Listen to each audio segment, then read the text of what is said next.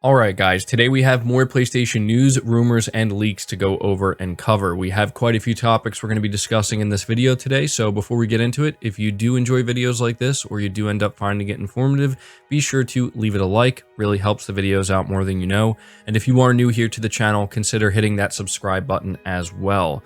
We're starting here talking once again about Bluepoint Games, and the reason why I want to start with this topic is because not only is it, in my opinion, exciting, but it's not a rumor. I'm sure many of you are well aware of just how many rumors have been circulating regarding Bluepoint Games and their next title or titles, and so I thought, this would be a good time to actually go over some real tangible information regarding the studio. Apparently, they have some very, very high ambitions when it comes to what they want to do with their next game. And so this is reading from PlayStation Lifestyle, and they say Bluepoint Games has said that it's aiming to make Game of the Year quality titles and is actively recruiting for numerous positions from combat designer to senior lighting artists and graphics engineers. As spotted by Twitter user Shinobi602, Bluepoint made its ambition known as an introduction to nearly all of the advertised positions, the majority of which mention that the studio is looking for experienced professionals and games industry veterans as opposed to entry-level applicants. Bluepoint Games has begun the exciting work of original development and seeks passionate, industry-leading talent to join our pursuit in crafting Game of the Year quality titles, reads the job site.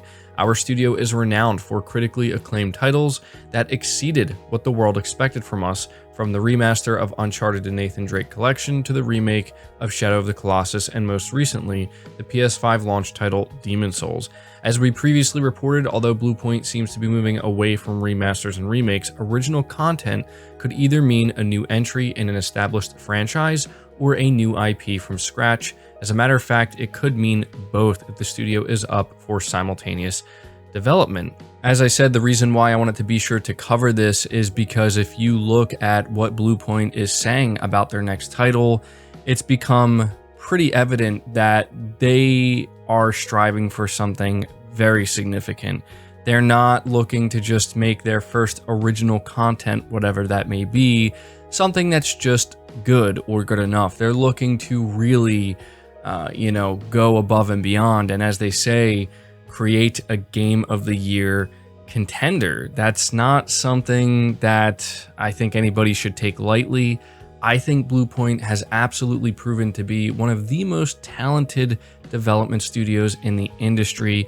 The only problem is they are unproven in the area of original content, whether that be a new title in an established franchise or a new IP, but that doesn't make me any less confident that they're going to be able to nail whatever it is they choose to do. I think that there's a reason why Sony acquired them, and that reason is obvious. It's not just because they are the masters of remakes and remasters, it's because they actually are extremely talented and have a ton of untapped potential. And so this just gets me very excited to see what their next game is going to be. I do think that if they do have two titles in development, we may end up hearing about their next game sooner rather than later. Whether or not that's a remaster, that could potentially be a second title, or it's going to be their original content, doesn't really matter. Either way, I'm very much excited. So you can let me know down in the comments below what you think about Bluepoint Games coming out here and making it clear that they want industry vets and they're striving for Game of the Year quality. Definitely what I like to hear from PlayStation's studios. But we're moving on to the next topic, which talks about Sony's strategy when it comes to PC, because we recently had ex-PlayStation boss Shawn Layden come out and make it known exactly what PlayStation's plan is, or at least what it was, and it still seems to be the same plan that they're putting out here when it comes to releasing games on PC. And I haven't seen enough people talking about this. It's probably because Shawn Layden no longer works at PlayStation, so we really don't know if this is exactly what Sony is doing today. But I would say that based off of what they've announced so far and the way that Herman Hulst has talked about their approach to PC gaming or bringing PlayStation games to PC, I think this is still something that Sony is putting into practice. This is reading from Gaming Bolt, it says in a recent interview with What's Up PlayStation, ex-PlayStation Worldwide Studios head Sean Layden expressed his thoughts about the possibility of releasing Sony's first-party titles on PC simultaneously alongside consoles. In the interview, he revealed that Sony's current strategy doesn't allow for such an approach, and it seems highly unlikely that it will change in the future. Sony usually puts its first-party exclusives after a while on PC, if that, with gaps extending well over a year. This is, of course, a way to increase the value of an IP by increasing its install base and fan base, which will then entice more consumers to buy into Sony's consoles when the next entry in the franchise will release exclusively for its platform. Now, what I just read there is the assumption that a lot of PlayStation fans, including myself, had when we discovered that Sony was planning to embrace PC by putting some of their older PS4 exclusives onto the platform. And so now I'm going to read the direct quote from Sean Layden. The idea of going to PC, and I don't think you'll ever see PlayStation do a day and date with PC, but you know, never say never. But the strategy as we were developing it when I was there was that we need to go out to where these new customers are, these new fans could be, Layden said. We need to go to where they are because they've decided not to come to my house, so I've got to go to their house now. And what's the best way to go to their house? Why don't I take one of our top-selling games, which has already blown up the marketplace? It's already been out there for 18 months or 24 months. There's no real retail activity against that title. I'm not trading off one sale for another, and bring that to the personal computer platform and let them have an idea. You guys choose not to come to PlayStation, but let me show you what you're missing. Now, I thought that this was incredibly important because it seems to confirm again the assumption that a lot of PlayStation fans had. Not every PlayStation fan, certainly not every gamer. There are plenty of people out there who will tell you that Sony is absolutely going to do day and date releases. They're just slowly building up to that. And I want to make it known that that could absolutely be the end goal. They could end up deciding to go down that path. But I've always said that it just doesn't make sense considering PlayStation's business model and how successful it has been and continues to be for them to do something like that. What I and many others were saying is exactly what Sean Layden is confirming here, that this is a way to just take these older games that are pretty much just sitting there, nobody's buying them anymore, go get some more sales on it and potentially, you know, entice certain PC players who just simply aren't paying attention to the PlayStation platform to suddenly start paying attention to it, and maybe one day down the line consider buying a console and making a bigger investment in the PlayStation ecosystem. It always seemed obvious to me that this was Sony's intention and their goal with their involvement in PC. A lot of people, I think, were just shocked that Sony even decided to release any games on the PC, but if you think about it, the first game that came out was Horizon Zero Dawn. And again, even when that was announced, somebody like myself and many others, we speculated that maybe this is Sony's way of trying to get people who aren't paying attention to the PS5 or the PlayStation ecosystem to be aware that, hey, we have a great game here. Maybe you haven't played it. Play it on PC. By the way, we have a massive sequel that's coming out for it. It's going to be exclusive to the PS5. But if you liked what you played on, with Horizon Zero Dawn, maybe you'll want to consider picking up a PS5 or even, PS4 Pro or something to play Horizon Forbidden West, right? Because Sony, in my opinion, has made it clear that games like Horizon Forbidden West and PS5 games in general are not releasing on PC, at least not anytime soon, right? And certainly not day and date. So there you go. I wanted to be sure to cover this because, again, I haven't seen enough people talking about it. Even Sean Layden himself says that, never say never, which I agree, things could change. He doesn't work at PlayStation anymore, but he's basically telling us that when Sony made the decision to embrace PC and bring some PS4 titles over to PC, this is why they were doing it. And so it's nice to have that officially confirmed. Moving on to the next topic, we're talking about Naughty Dog because we have what seems to be a significant update when it comes to the leadership over there at Naughty Dog, and we're finding out that Arnie Meyer has been promoted to Vice President of Naughty Dog. And so it says here, reading from PlayStation Lifestyle, Naughty Dog Director of Communications Arnie Meyer announced that he is now Vice President of the studio and made a statement expressing his commitment to the well-being of its developers, among others. Meyer took to Twitter to announce that appointment and revealed that the company is already working on improving its short and long-term initiatives to improve people management and career development. Meyer has acted as one of the major faces of the studio for the past several years as Naughty Dog's director of communications, talking with the press and media to provide key information about the studio's upcoming titles. From the Uncharted series to The Last of Us Part 2, Meyer has teased upcoming releases and offered key insight into games currently in development since 2009. However, Meyer's responsibilities also encompass internal communications, which the new VP states will be expanding once he is appointed. Specifically, Meyer states in a separate LinkedIn post that the leadership team will focus on initiatives for the future and well-being of its developers, focusing on studio culture, people, and organizational practices.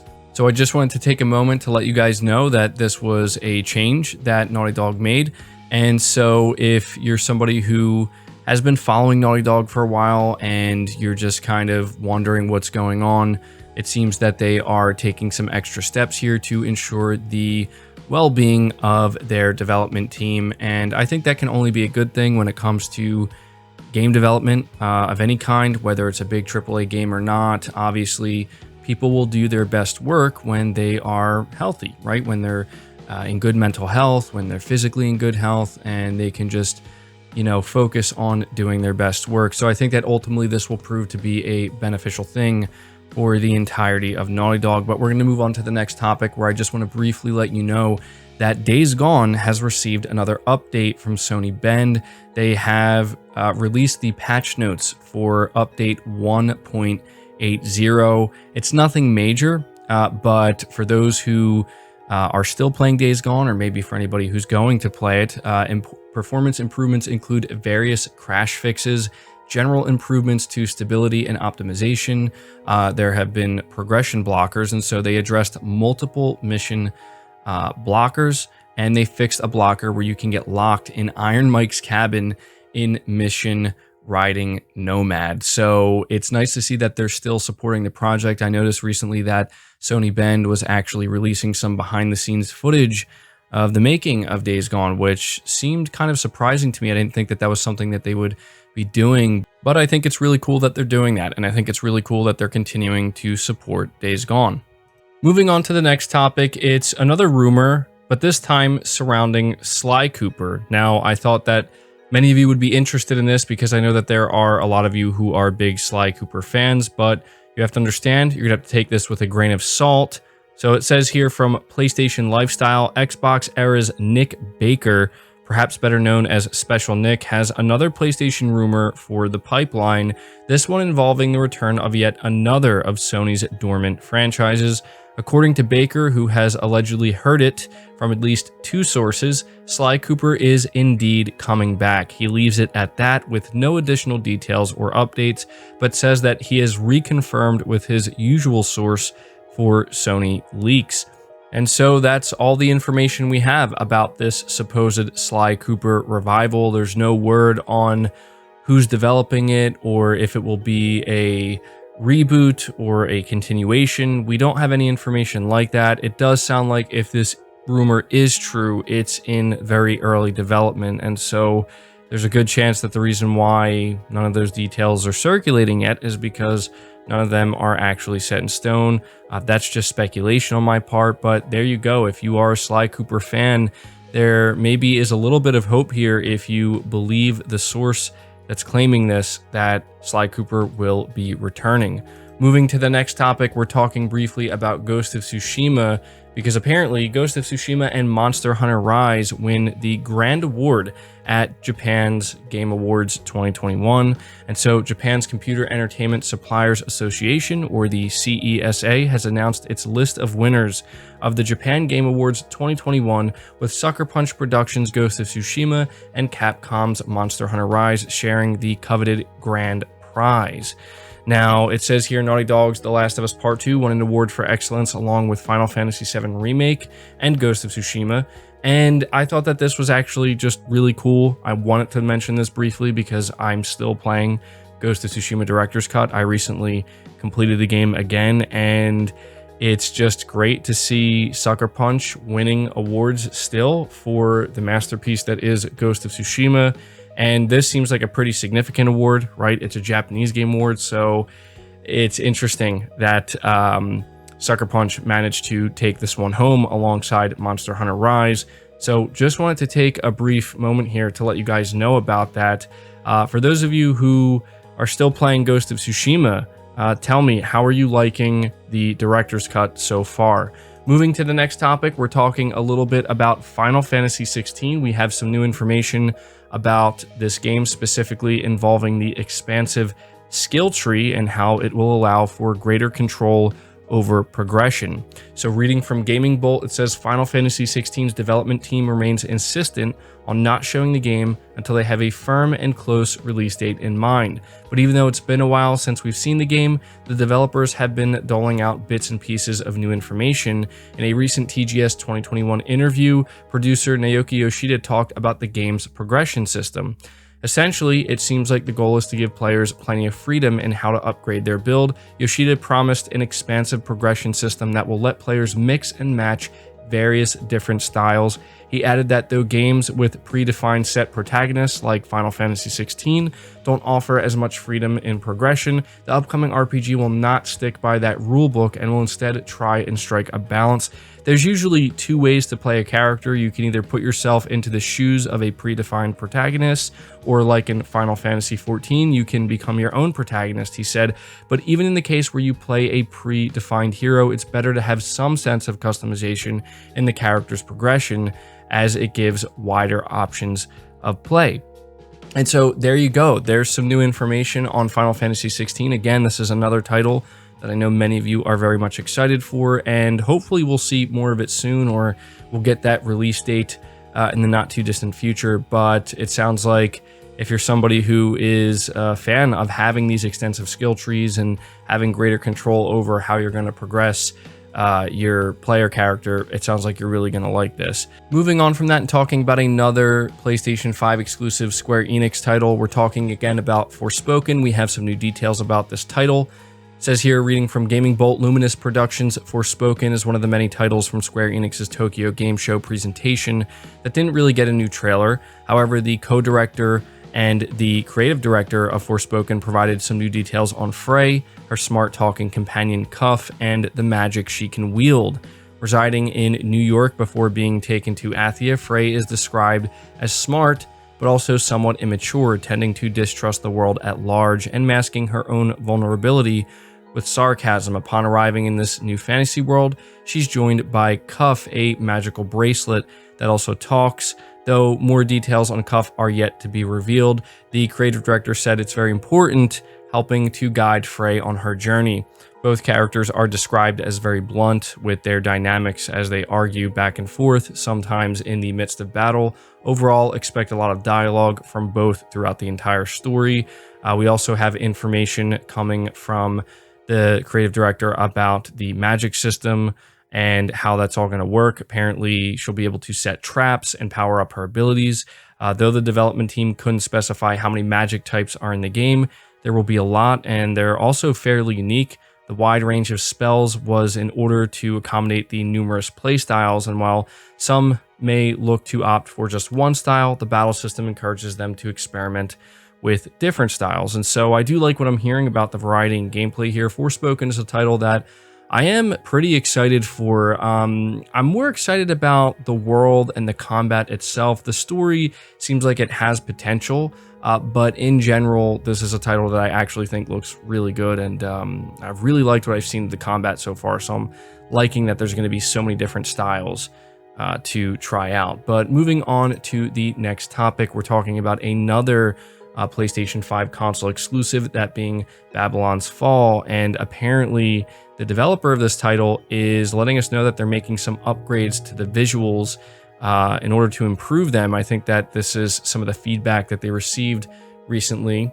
And so Platinum Games and Square Enix have revealed on Twitter that Babylon's Fall has seen a noticeable visual upgrade following fan feedback. You can see the improvements in a clip that they post on Twitter, which, to be fair, does seem to have improved things in terms of overall detail without compromising the visual style. And so the tweet reads, with a big thanks to our Sentinel support, the Babylon's Fall team have been working on updating the graphics to improve legibility while retaining the unique oil painting style. It continues by saying Babylon's Fall is currently in development for PS5, PS4, and PC with a console release date yet to be announced. Platinum Games confirmed earlier this year that Babylon's Fall will not be playable offline, and there's no plans currently for PvP elements. So yeah, I thought that this was something that was worth taking a moment here to mention, because this is a complaint that I've seen from quite a few people who have played Babylon's Fall. That is that it just seems like the visual clarity should be much higher than it actually is, and people were hoping that they would improve that. So it's nice to see that they actually took that feedback and decided to do that. The next topic in line, though, focuses on Battlefield 2042. We have some new information on this title, and I think many of you, or at least some of you, are planning to play the beta as well as pick the game up, so I thought you'd be interested in this. It says here, Electronic Arts has announced that Battlefield 2042's digital PlayStation 5 and Xbox Series versions will now include access to the cross-gen bundle, which was previously only available with the Premium Gold and Ultimate editions. What this means is that if you look to fork out an additional $10 and buy the $70 standard digital next-gen editions, even if you don't own the new consoles, you'll not only get the PS4 and Xbox One versions of Battlefield 2042, but you'll also have the game available when you get your hands on a next-gen console. Continuing to talk about Battlefield 2042, we have some interesting information regarding the resolutions and performance of the game on PlayStation 5. A new Battlefield beta comparison has been shared online today, highlighting the differences and features of the PlayStation versions of the beta. The comparison, which has been put together by El Analista de Bits, confirms that the beta runs at 1080p 60 FPS on PlayStation 4, 1620p 60 FPS on PS4 Pro, and 2160p 60 FPS on PlayStation 5. And apparently the beta doesn't use dynamic resolution, although that could be different in the final game. And the reason why that's worth mentioning is because it does note that the game struggles to stay at a steady 60 frames per second on the PS4 and PS4 Pro. Even the PS5 version's performance struggles a little bit, and it does dip below 60 FPS, but obviously it looks a lot better on the PS5. And so, you know, there's a good chance that they're going to sort this out and fix it before launch. I wouldn't be surprised if they do end up incorporating a dynamic resolution in order to maintain that stable 60 FPS. That's obviously going to be what's most important for a title like Battlefield 2042. So let me know down in the comments if you plan to play or pick up Battlefield 2042. But we're going to move on to the final topic of the video, which talks about Elden Ring, a game that I, as well as I believe many of you, are very excited about. And we have a pretty significant development update on this title. So this is reading from PlayStation Lifestyle. From Software's upcoming action-adventure title Elden Ring is reportedly in the final stages of development, according to producer Yasuhiro Kitao. In addition to talking about the basic premise of the game, Kitao explained some of Elden Ring's other key features, such as how horseback riding will work and the title's massive legacy dungeons. During Tokyo Game Show 2021, Famitsu hosted a brief video interview with Elden Ring producer and former PlayStation employee Yasuhiro Kitao. During the interview, Kitao revealed that From Software was currently working to finish up the game's development and were quite busy. Notably, Kitao mentioned how Elden Ring director Hidetaka Miyazaki and a few other members were coming into the office during the weekends, specifically during Tokyo Game Show, which is held over the weekend. In addition to the development update, Kitao also explained a few core mechanics that Elden Ring will feature, such as horseback riding. Players will be able to call their horse using a special whistle in order to traverse wider field areas. Though players cannot call their horse inside dungeons, Kitao notes that the horse will be able to double jump, and in some situations, such as a fight with a large dragon, combat may be easier on horseback rather than on foot. Another key addition Elden Ring is bringing to the Soulsborne genre is the Legacy Dungeon system. Kitao explains the dungeons as massive castle-like dungeons that are similar to those from past games, located at the ends of the world map. Aside from these legacy dungeons, there will also be various types of medium to small size dungeons scattered across the map, such as underground catacombs and monasteries that players can explore. To traverse the world, Elden Ring adds a new system that will allow players to set points of interest as well as expand their map by picking up map pieces along their travels. And again, Elden Ring is set to release on January 21st, 2022, and I am just unbelievably excited for this game. Every single thing about this game screams masterpiece. I mean, we already know that that's pretty much all From Software produces these days, and Elden Ring really does just seem like the perfect culmination of From Software taking everything that they've done and innovated on in the Soulsborne genre and putting it into one game. I'm absolutely beyond excited for this title, and what's great about it is, you know, talking about the first piece of information saying that they're in the final stages of development, it seems unlikely that the title will be delayed, and it seems like it will be able to hit its January release date. So yeah, let me know if you are excited for Elden Ring and what you think about this new information, but that's going to do it for this video, guys. Again, I hope you did enjoy it. I hope you did find it informative. If you did, leave it a like, subscribe to the channel if you're new, hit the bell notification icon, and feel free to share this video out on top of all that. But until next time, guys, take care.